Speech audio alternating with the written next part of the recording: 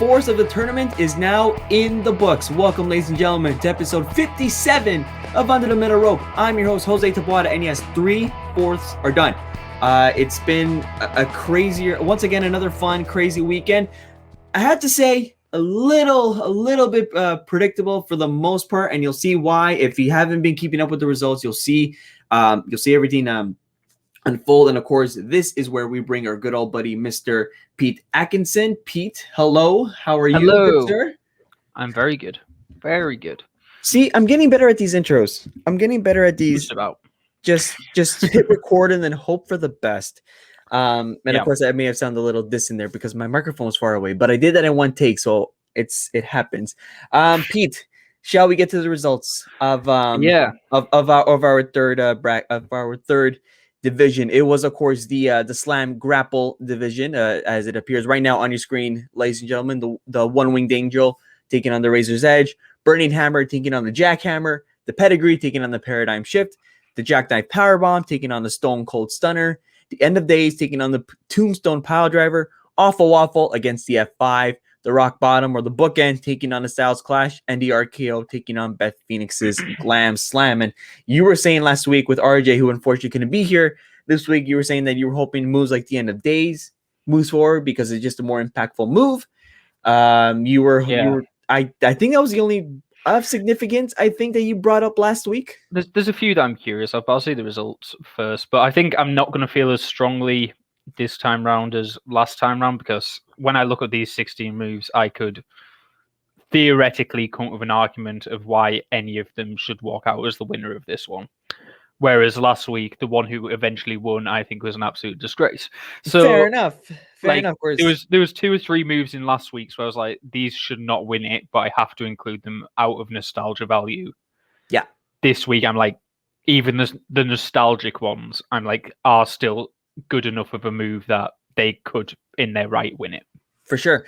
In saying that, let's reveal the Elite 8 of the Slam Grapple division. The One-Winged Angel taking on the Burning Hammer. One-Winged Angel with a big win over the Razor's Edge. The Pedigree with a big win over the Paradigm Shift. The Stone Cold Stunner becoming the second option to have a clean sweep, to have a perfect vote of 100% over the Jackknife Powerbomb. Burning Hammer, of course, advancing earlier. Tombstone Piledriver and the F5 move on for their brackets. Taker versus Lesnar, and we've seen that before many times. I'm going to say it's a bit of an upset with the Style Clash falling to the Rock Bottom and the Bookend. That was surprising to me. And then with these, the RKO defeated the Glam Slam 77% to 23%. Largest margin is Stone Cold Stunner. Second largest margin, I believe the RKO over the Glam Slam. And then everything else there were wide wins. There weren't close. But I guess the closest matchup you could say would be the Tombstone Piledriver and the End of Days. But again, Tombstone Piledriver 64% and the End of Days was 36%. So it was fairly wide. Actually, I lied. Our closest margin was the Rock Bottom and the Styles Clash at 58 and 42%. What am I saying? Reaction. So there's a few that interest me in this. So I kind of think I agree with, let's see, 1, 2, 3, 6 of these maybe actually advancing. The ones I disagree with, I do disagree on the Tombstone Piledriver End of Days. I've never been that big of a fan of the Tombstone Piledriver. I think it's obviously, I love The Undertaker. I think The Undertaker is fantastic as a wrestler. I think The Undertaker is a fantastic character. I don't rate it that much as a move because I think it's worse than normal Piledrivers. And I think it's because it never looks like it hits, in my opinion. And I think it's that idea where you hold them and land on your knees that way around. You can kind of see the gap a little bit more. And I don't know if that takes my disbelief out of it slightly. Right, for the protection of the head. Yeah, no, I know where you're getting at. And I mean, you can easily go back to, like, and when it comes to the Piledrivers, it could go back to the Austin injury with Owen and how it messed up his neck. And I think it's just so dangerous for any Piledriver in general. Oh, yeah, I do not blame them. Yeah, to hit directly. Yeah, so I feel the same even when Okada does it. And you think Okada's one of the best wrestlers in the world. And I still feel that way when he does a Tombstone. And I don't know what it is. And it does look a bit like you're trying to get the guy to suck you off as well, which doesn't help. But both ways around, you're literally getting in like a 69 position and going for it. But Nice. He's not wrong. He's not wrong. It is a mindset and that I do develops. love the end of days as well. No, the end of the days is a solid move. But you're The right. awful waffle is obviously the biggest upset on here. No, like I kid, of course. It's a fantastic move, but it was never going to win.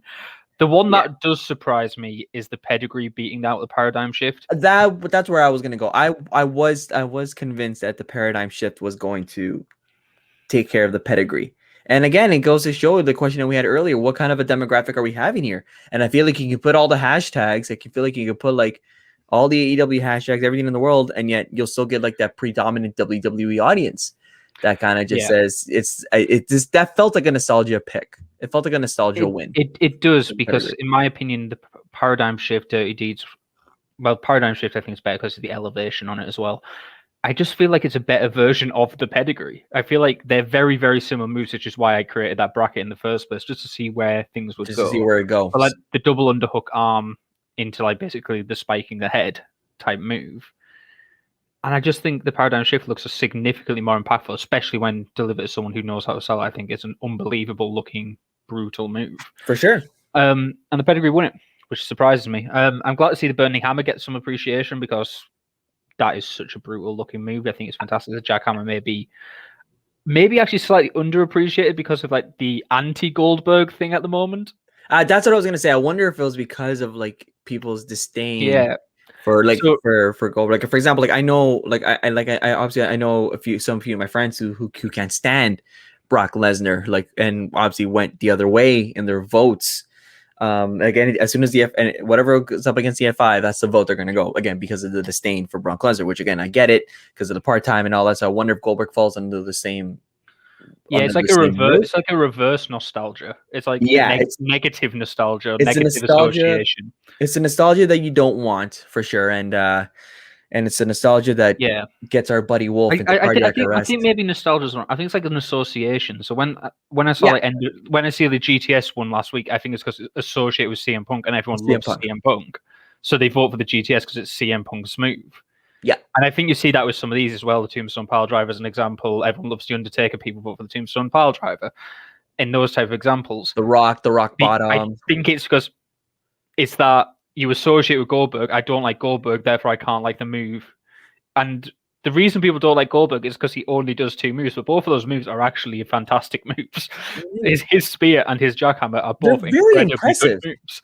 It's very for a guy with two moves on his repertoire. I mean, they can get pretty impactful. And I mean, I know against guys like the Undertaker, you know, when he had that match, obviously that was horrendous, but you can't deny that the jackhammer was impactful. You know, when I saw it in person at Survivor Series in 2016 with Lesnar, right, and how big that moment was. You hear that, Wolf? When the move can be impactful, you're crying. The move is great. It's just I don't want to see Goldberg wrestle at this time, because the reason I loved Goldberg. I'm going to be honest. Like when I went back and watched WCW when I was a young kid and stuff, Goldberg was fantastic. Goldberg, the character, was great but the reason Goldberg was great is because you believed him. You believed this. You believed unbelievable power threat that could just drive through people.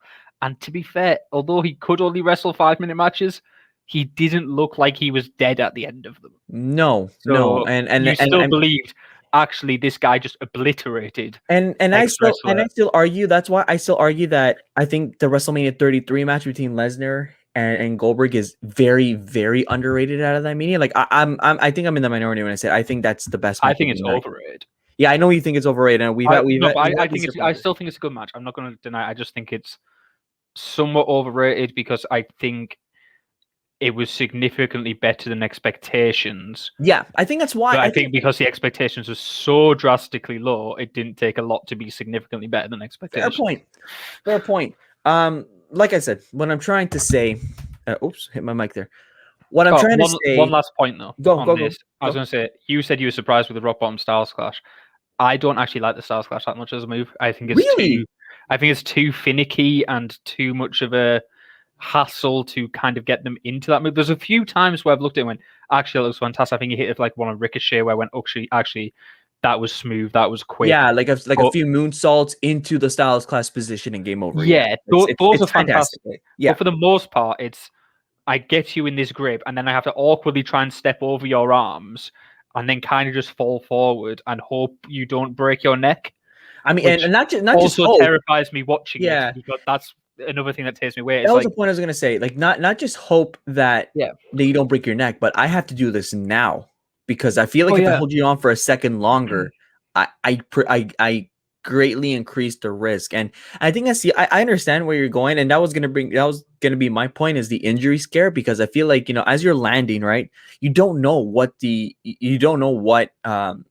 how they're landing on the other side of it, right? You're just seeing the legs and just hitting that, right? So you have actually, to pick you on that, Styles has got so good at seeing how they land. So if you notice, as he jumps forward, he tucks his own head to look underneath over. Yeah, to see, no, and that's how he basically saved James Ellsworth's life. Because James Ellsworth was close to breaking his neck because yeah, he took the wrong way, and as Styles did it, he actually brought his knees and elbows down to actually prevent James Ellsworth's head hitting it.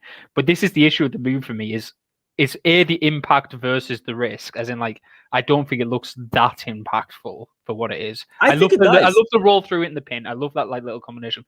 But whenever the moves hit, it takes me out of the match slightly nowadays. Really? Because instead of me going, oh, he's going for the Styles Clash, I go, oh God, please don't tuck your head. Please make sure you don't tuck your head. And instead, I'm praying for the guy not to tuck his head, and I'm focused on him not getting an injury, rather than I am focused on the actual move in the match itself. Yeah. It takes me into that That's fair. Like, worried about wrestling mode. See, the reason why I thought I thought it was gonna win, because again, I think it looks impactful. I think the move looks incredible. I think it's very unique in a sense, because I know I haven't seen too many people do a move like that. So, which is why I feel like that's just AJ Styles move. And again, AJ Styles, Victoria used to use it as well, I think. it's very rare. It's very rare compared to some of the other moves. I mean, most of these moves are rare, mind you, but I feel like with Styles Clash is definitely one of the more rare moves that I've seen, and at least of recent memory. And again, Styles is a popular dude, but I guess when you're going up against The Rock, The Rock or Booker T, either way, or Booker, yeah, I'm going to lean more towards The Rock. Yeah, I'm leaning more towards The Rock than Booker. But yeah, I think it's a fair point. But at the end of the day, I just want Wolf to know that 21% of people voted for the jackhammer. And that's something he has to live by, because guess what, Wolf? It's not a bad move. You whining little bitch. Let's move on to the Elite. Just to confirm that, I would have voted Burning Hammer over Jackhammer. Fair. But I would have voted Jackhammer over a fair amount of these moves. That's fair on this list. That's fair. I just wanted Wolf to know that. That's all. Because I can just imagine if he was here, he'd be complaining, why are people voting for the jackhammer? Yeah, well, because it's not that bad. And Pete thought of it in a good light, in a good way. I mean, if we could do that, that'd be awesome. Oh, it's I just think it's a fantastic move. Just bad wrestler, but not bad wrestler at the time. But I still associate the jackhammer with WCW days, exactly, rather than I associate it with his run in WWE. Absolutely, I'm just trolling Wolf. I just felt like trolling Wolf this morning. I just felt like it was right. Let's move on to the final four out of the Slam Grapple division. The One Winged Angel defeats the Burning Hammer. The Stone Cold Stunner almost got a second 100%, but in the last minutes got that 8% vote. The Tombstone Pile Driver defeats the F5 62% to 38, and the RKO takes care of the Rock Bottom with ease, 85 to 15%, the second largest margin within the Elite Eight. There's your final four: the One Winged Angel, Kenny Omega, Stone Cold Steve Austin, the Undertaker, and the RKO. Again, matchup. I mean, obviously we haven't seen a Stunner versus the Angel, but we have seen the Pile Driver and the RKO many times in incredible feuds in 05. Pete, your reaction? It was the final four I expected, but not the final four I wanted. You wanted, yeah. Burning Hammer came really close. I love the Burning Hammer. I would have loved to see that one get through, but I actually prefer the Burning Hammer to the One Winged Angel. I'm going to say that now. Really, I prefer I would have been shocked if the One Winged Angel didn't advance. I'd have been shocked. I just genuinely believe the Burning Hammer is the most brutal looking move in all of wrestling. No doubt about it. But again, because it's Kenny, and we're going back to the affiliation, to the this is that individual, which is why again I expected it to be in the final four. What the expected One Winged Angel to be in the final four. The Stunner, like I said, with a large margin, that wasn't even close with the pedigree, which is hilarious, and kind of makes you wonder if I feel like whoever, regardless of the pedigree or the paradigm shift, that was going to happen. because Yeah, it's Stone, I thought Stunner was getting through without a doubt. because it's a stunner, because it's Austin. The I like to Pete's point. I do think that the F5 is a stronger move than a pile driver. Again, I know what an F5 feels like to be on the receiving end of one for some odd reason. It hurts a lot when you're falling like down like that. I don't even know how, especially when you don't know how to take it. how to take it. Ouch. And then the RKO is the RKO. I mean, gotta love like a good out of nowhere move there. Any other thoughts? F5 is maybe my favorite finisher out of the I original love the 16. F5. I love the F5. It's not, in my opinion, the best move on there, but in terms of wrestler, finisher, impact, everything combined together, I think it's such a wonderful move in terms of it suits Brock Lesnar so well. Yep. It suits that situation so well. It's protected pretty well until Roman Reigns. We'll ignore that bit, but it's protected pretty well general. I love the F5. I think it's definitely better than a Tombstone, but that's a sad one for me. I'm curious with the Stunner as well, because the Stunner is an odd one for me, because I love the Stunner. I love everything about the Stunner. At the same time, I don't really know why, and I don't know if it's because of Austin. I don't know if it's the association again. I have to, you know, actually think of the move. But you know what? All it is pulling the guy's head down on your shoulder. Yeah, and there's a history of not many guys selling it well, as well. It's one of those moves that just, it's either you are like elite at selling, like The Rock, or that's debatable. Debatable. I know it's debatable. Or you get people that sell it like McMahon. It just kind of just flops, and then I know the debate in history has been, how should you sell it? I mean, let's take The Rock aside, because we know The Rock can flip his way to Russia or something after getting a stunner.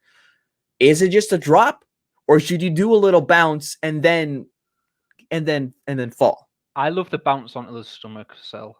So not the ones where they flip backwards, but the ones where they kind of like bounce and like propel like almost sideways into like a face plant the floor afterwards. So would you say the Shane McMahon sell? Because Shane McMahon will drift to the right or to the left after getting the stunner. Yeah, and then he'll roll over. That type of thing, yeah. That in my opinion is like, I think Sami Zayn sells them really well when Kevin Owens hits them as well. It's that type of sell where it's not over the top, because the flip backwards and like the propel backwards, the Razor Ramon style. The one at WrestleMania 18 when he flew out of Toronto. Yeah, which is hilarious. The same with The Rock, where it's like you flip so much and go into such an overkill. It's like, it's a little bit where I'm like, it's a little bit too much, but I don't want you to also just collapse. I don't think it takes away the impact. Yeah, the Vince McMahon sell bugs me. It just, because I get it, you're stunned, so you should just fall. But Vince McMahon makes it look weird, so that's why McMahon's not exactly a top tier wrestler. Though, I know he's not. I do like Shane sell. I am a big fan of Shane selling a stunner. I think he does great, especially when he already has like a beer in his mouth, and the way that the spit flies. I think it's phenomenal. I think it's a very underrated sell. I don't mind the bounce back, the flip back sell either. Like Santino Morello, I thought was hilarious when he got stunned and he does this. He does the Italian salute and fall back, or not an Italian salute, but like a salute to the head and then falls back. Yeah. That has me rolling in tears. The Scott Hall sell at WrestleMania, I thought it was, I mean, mind you, like JR's call was incredible when he said it was a WrestleMania stunner, which, you know, Scott Hall sold the hell out of that, which again, I appreciate that, because a lot of people think that like a ring mat is a trampoline, which is why growing up, you're like, oh, it's just a trampoline. It's fake, right? So that's why I feel like it makes sense for a person, if their knees are hitting, if they're already jumping in the air with Austin, their knees are hitting the mat, but their knees propels them to flip back, which is why I like it, and which is why I appreciate that they're at least going with the stereotype or the negative or the imagination, the illusion that the ring is a trampoline, and it isn't. Of course, it's all plywood and a few springs, but not like a springy rubber type like an actual trampoline. Which is why I appreciate the good old, like, you know, bounce off and then flip back. And then there's the Rock. You look like Rusev so when he did it like Mania and stuff. Yeah, I think I'm a big fan of it. I always ask myself, how would I sell it? And I think I would sell it like that, where like my knees, like I'm jumping up with the stunner, my knees hitting the mat, and then propelling up and then falling back. See, Maybe I would go I side think I would chain. propel up, but I wouldn't flip. So I think I would propel up, as in then, but like end up like almost horizontal in the air, and just come flat face flat down afterwards. Fair. So like Well, when you hit it, I'd kind of like bounce up, yeah, end up in like a horizontal, and then just bang like down afterwards. I got Like you. Well, front drop it. well, if our WrestleMania goal to meet up, Pete, it happens in 2023 We'll since all sell a stunner. We'll have a we're vote on all who gonna sells sell it stunners. best. Yeah, we're gonna come back to this. Yeah, in last because it doesn't look like we're all gonna. We'll find some. We'll find like a grass area or Yeah, something. it doesn't look like our WrestleMania hope with the group that we're in is going to happen for Dallas because it's Dallas and it's still fresh off of the pandemic. But when LA rolls around and it's time for us to finally meet, I think we'll find a spot in Los Angeles. Jose's going to break his neck by over flipping backwards. Worth it. Yeah, the Sun is an interesting movie. Agree, but again, I think. See, this is my question. If we didn't put Stone Cold, would it get the same love? Yes. You still think it get the same because love? I think it automatically gets associated, and I know other wrestlers use it and other wrestlers do it, and I know Kevin Owens is kind of bringing it back, and I quite like that it's Kevin Owens doing it.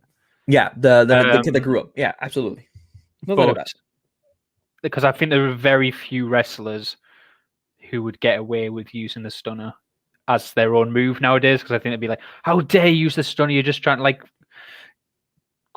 get like the pop that Stone Cold would have got, and you're trying to steal it away from him." And but it works. I think but I think a lot of them get like a negative reactions as a result of using it. I think Owens is one of the few who were like, "Yeah, everybody loves Owens. Owens is great. It's that type of guy as well. He's the slightly not your stereotype looking wrestler. He's got like the better moves. He's put some great matches. He works well as a face or heel, whatever you want. He's got like a universal, like everybody appreciates Kevin Owens. Yeah. So when he uses, like, imagine if Roman Reigns started using the stunner. Imagine the backlash that would have come with Roman Reigns using the stunner. Yeah, you're not wrong. You're not wrong. And of course, I know next week is our week 4 results, but I know we probably will find a time to, because Kevin Owens, as popular as he is in the Money in the Bank match, and of course we will find a time to talk about that, because it's kind of hilarious that we're booking a tournament, and then in the middle of that is one of the bigger pay-per-views of the year. Let's go to the final 4. I have a feeling, just even look at your face, I have a feeling that you know who made it to the final 2. I don't know, but I would guess. You would guess, and your guess would be a stunner and RKO. It is a stunner in the RKO, making it to the final 2 here. Again, the stunner with this 3rd consecutive large margin of victory, and by large margin, I'd say 70 to 80% or more. Which is, again, it's been killing it throughout the tournament, and of course the RKO, without a doubt, that's where the Tombstone pile driver falls. RKO winning 57% to 43. And again, I think I do think partially because I do think it's deadly, and I know the Diamond Dallas Page had the Diamond Cutter, but Randy has turned that move into something that I think has crossed a bit of mainstream in terms of memes to a certain extent.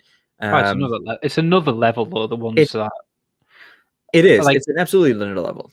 Nobody can name there's great diamond cutters, and matches, but no one can name like a really iconic, oh my god, how did you reverse that into a diamond cutter?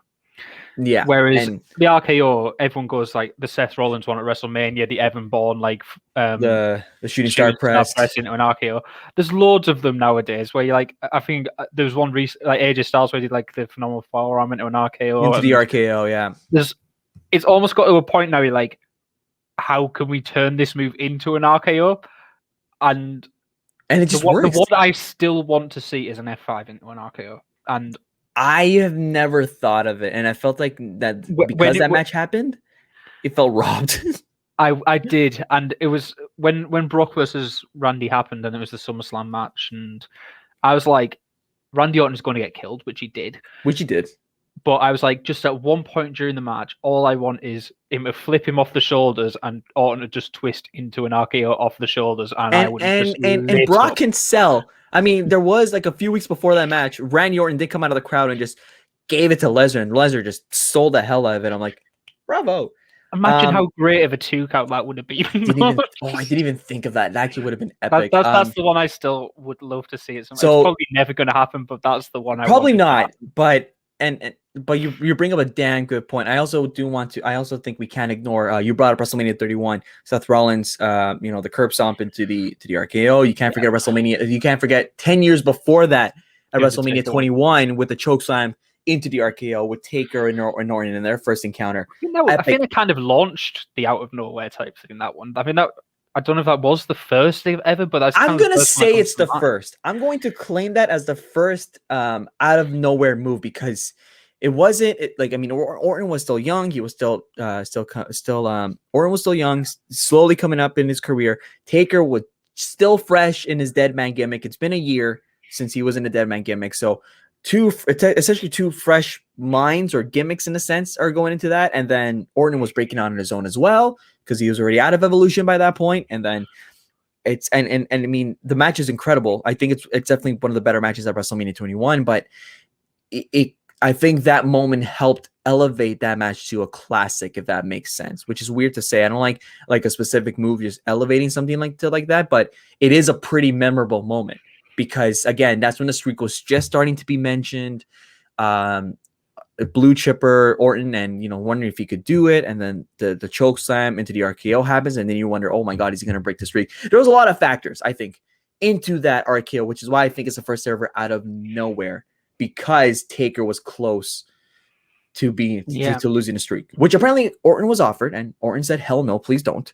It is, you can take that as you will. I think he would have been a valid choice if we wanted the streak to end at that point, which is kind of an odd one to say, but because it was just getting seemed realized. a little bit too early. I know that's obviously in hindsight, but it did seem a bit too early to end the streak at that point. Yeah, because I mean, I think that was the first year that it was really brought into, at least from what I've seen, it was brought into prominence, right? Because I mean, WrestleMania 20, the story about Kane, right? And then Undertaker at WrestleMania 18, right? He flashes shows off his fingers, 10-0, right? But again, each of those matches before Randy Orton's match in Hollywood, it wasn't like, oh my god, who's going to break the streak? It was either this is personal with the Undertaker or there's a championship match on the line, right? I think from 21 and onwards, it was how can one break the streak? I don't even know if it's from 21. I feel like the first one where they really, really went hard on it being the streak was probably Edge at 24. I would say, like before then, it was still like they started to mention it before then, like Undertaker's undefeated. Yeah, but the first time they were really like, can he ever be beaten at WrestleMania? Is this even possible? See, I say 21. It was kind of Edge, and because it's so built in the story of we're taking away his biggest move, which like Edge has got a counter for everything the Undertaker is doing, and Edge has got his number. Edge could be the only person who could actually beat the Undertaker. And I don't want you to also forget that Edge was saying that he was 6-0 at WrestleMania going into WrestleMania 24. Of course, he lost the Money in the Bank ladder match the year before, but he never was pinned. Yeah, so when it comes to the singles match, he was technically 6-0. The reason why I bring WrestleMania 21 though, because again, I remember Orton was bringing it up, and then the year after, Mark Henry was like, "I'm going to take your precious little streak," and Mark Henry did bring it up, but you could be right. I mean, obviously it hit. Obviously, the streak hit peak levels 25, 26, 27. But I think that the early stages of like we have something good here is, in my opinion, WrestleMania 21. But we are getting a bit off track. But yeah, but who doesn't love talking about the streak? It's fun, especially after the Tombstone's just been eliminated. Yeah, but you do have your two moves there, RKO and a Stone Cold Stunner. Pete, do you have a feeling who won? I would say the Stunner, but realistically, both deserve it. Both do deserve it, and we did announce last week that if there was a tie, those two moves would automatically advance, and then we'd get a triple threat. That didn't happen. The Stunner defeats the RKO 67% to 33. The Stone Cold Stunner makes its way to the Week 5 voting, the Final 4 voting, joins the 3D, joins the GTS, in which now I would like to show you the latest bracket now. 3/4 of that beautiful bracket is complete.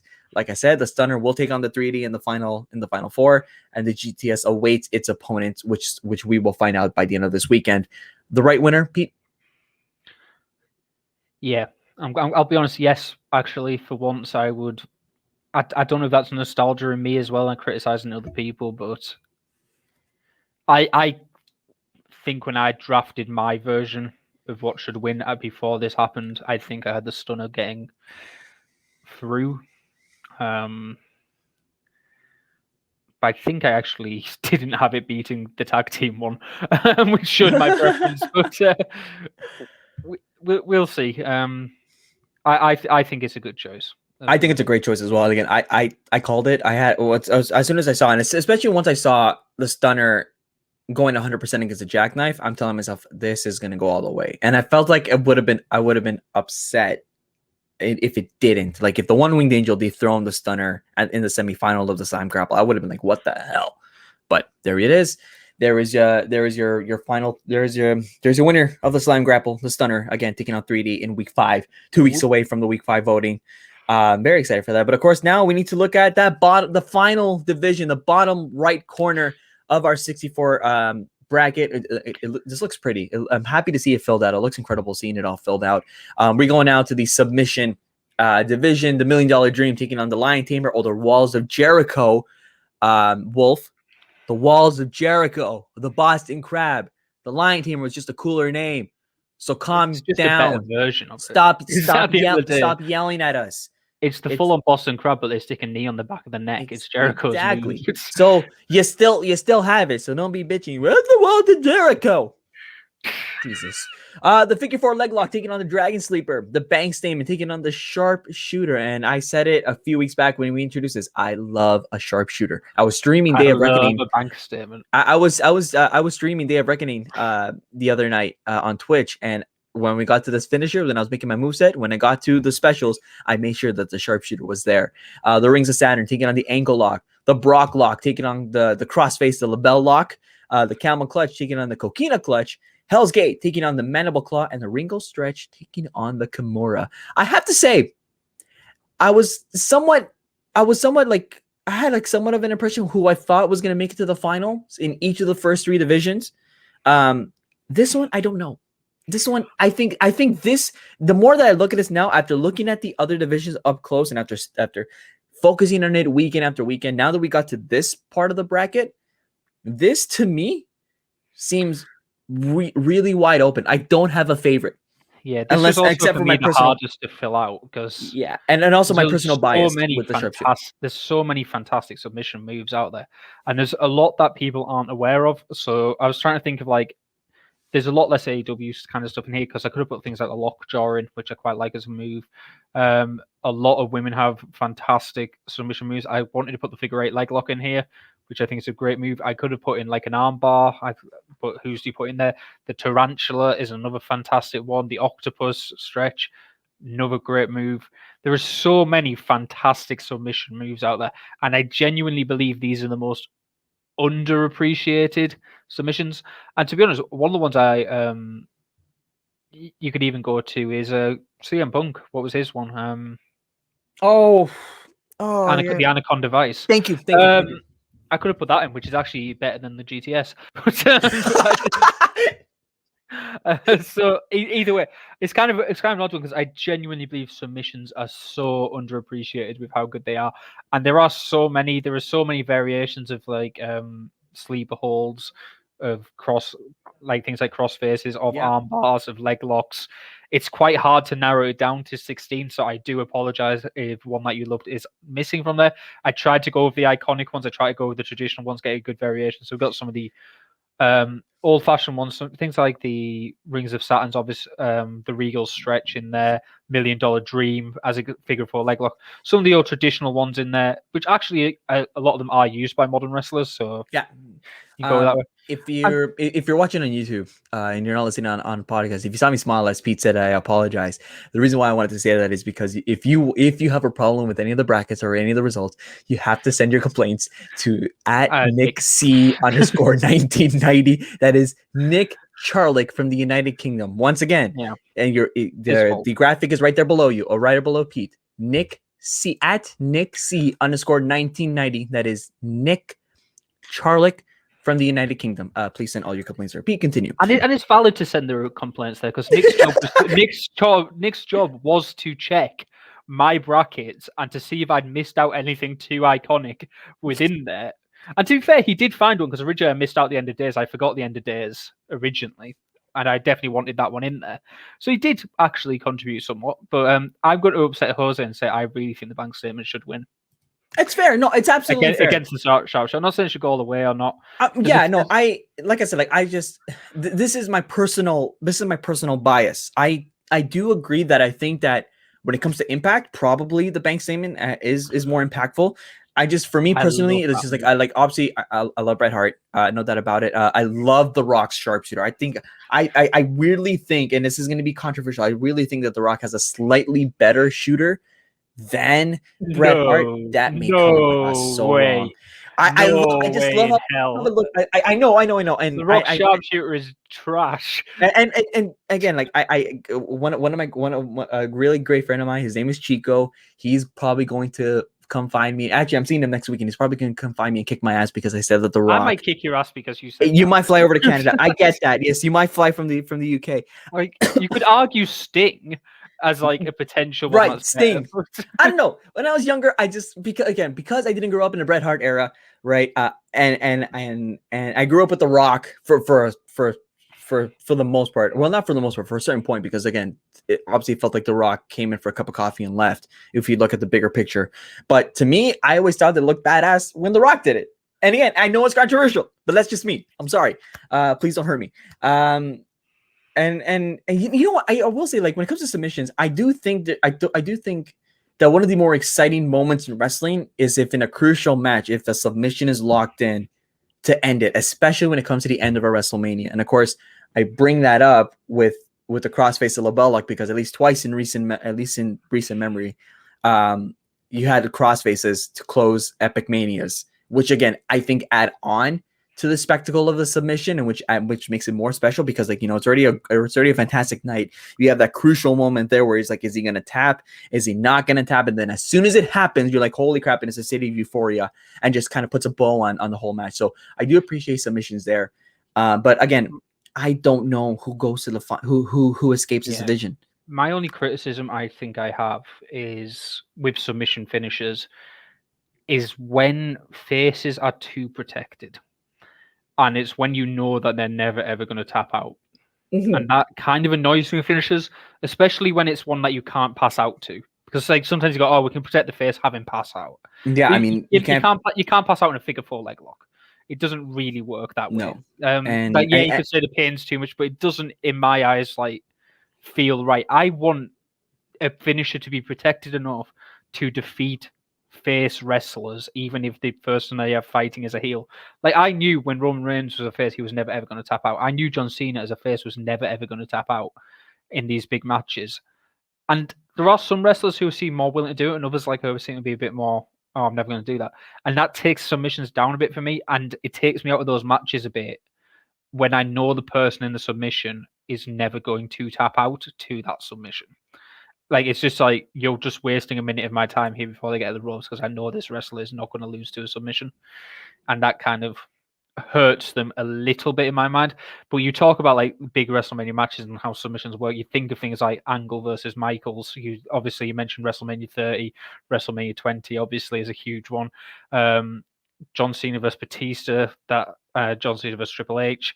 There's a lot of great submission endings to great WrestleMania matches on that kind of side of things. And it kind of makes me upset, and this is the one I really want to bring up, of when you should be using a submission finisher and not. And the big one that pops in my mind is WrestleMania 35. with Becky Lynch, Ronda Rousey, and Charlotte Flair. Yeah. And you have an MMA fighter and two wrestlers with iconic submission finishes. And it didn't end like that. Yeah. And it didn't end in a submission. What are you doing? I mean, I made my points after being there and the flat ending that it was, but I still had fun. That's all that matters. Yeah, and I think you bring up a very, very, very good point there. When to use it, it's got to be got to find the right time. But I think that's where we'll leave it. I think that's where we'll leave it for the day. I think we had a lot of fun topics here. Debate here. One more weekend, ladies and gentlemen. Hopefully, we're gonna get a fun weekend. I'm the prediction I want to make now, though. Whoever escapes this, I presume goes to the final. I don't see it beating GTS because I just don't get how the hell it advance. If GTS beats a submission, I think GTS will advance. I don't know, because I think submissions are hugely underappreciated. They are, and I think it depends on which submission, but that's my prediction that the submission winner makes it to the final. But that's just the one prediction I'm making because 3-day versus the stunner, anything can happen there. But I don't think the GTS. Again, I could be wrong. I think it'll be the GTS stunner in the final. That's my prediction right now, and I think I'm going to be sad that the GTS in there, but I hope it gets absolutely trampled if it does. We'll see what happens, but again, we're going to discuss all those predictions next week. But for now, Pete, thank you as always for hopping on, and of course, this is where I leave you and come back to me. Yes, that again. It's been a lot of fun. This should be a very interesting division. So, of course, again, I ask you all for the final time, at least in a bigger scheme, vote to see who you want to escape this bracket. But for now, all I can say is just that. Thank you so much for watching. Like us on Facebook, follow us on Twitter to vote, subscribe to us here on YouTube, and of course, it's available wherever you get your podcast. I'm Jose Taboada, and we will see you guys next week. Have a great one.